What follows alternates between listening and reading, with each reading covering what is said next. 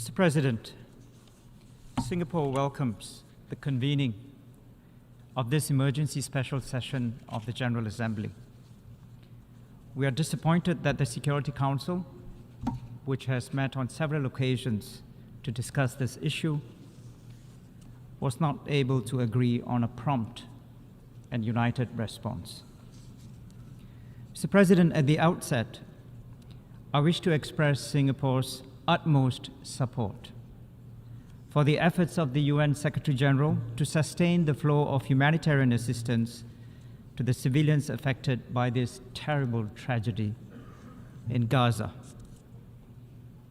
We commend the Secretary-General for his leadership role in facilitating the flow of humanitarian assistance and recognize the important contribution made by UN agencies and other humanitarian organizations on the ground. We support all efforts to diffuse tensions in order to avoid an escalation of the conflict. Mr. President, respect for the UN Charter and for international law has always been a fundamental guiding principle of Singapore's foreign policy. The UN Charter and international law provide the foundation for international peace and security. On the 7th of October, Hamas carried out a major coordinated terrorist attack on Israel, deliberately targeting civilians, murdering and kidnapping them, and perpetrating abhorrent acts of terror. We mourn the loss and suffering of so many innocent civilians, including children and the elderly. This attack cannot be condoned or justified by any rationale. We condemn this terrorist attack in the strongest possible terms, and we also call for the immediate and safe release of all hostages taken by Hamas. In this regard, it is worth recalling that just in June this year, the General Assembly adopted a resolution on the global counter-terrorism strategy. This calls for the international community to reiterate its strong and unequivocal condemnation of terrorism in all its forms and manifestations, committed by whomever, wherever, and for whatever purposes.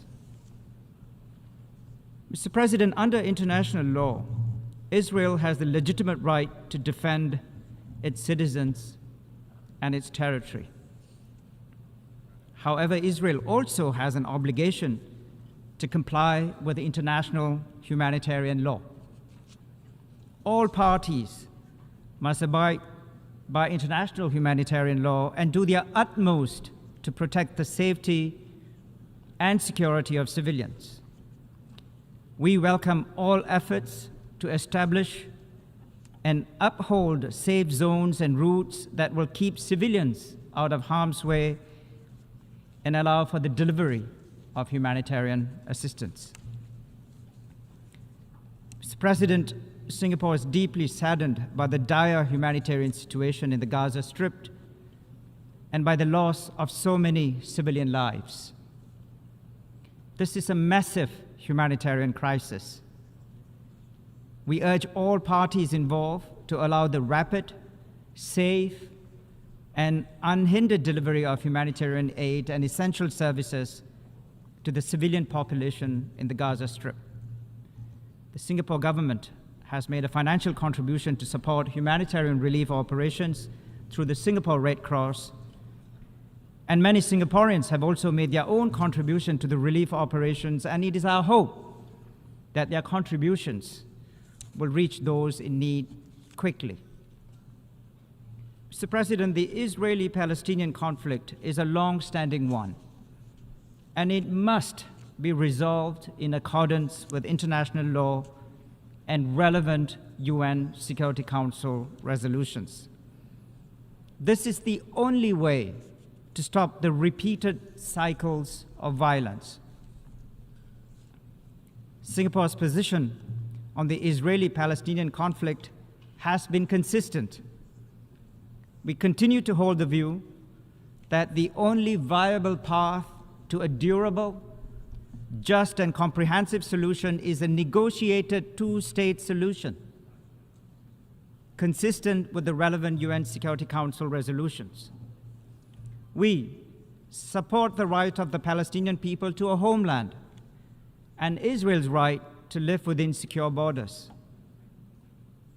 Both Palestinians and Israelis deserve to live in peace, security, and dignity.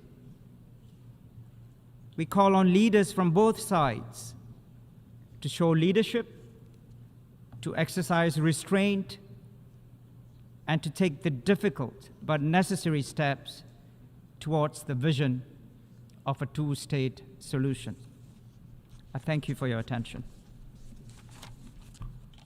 This has been the Nod News Network. Transmission complete.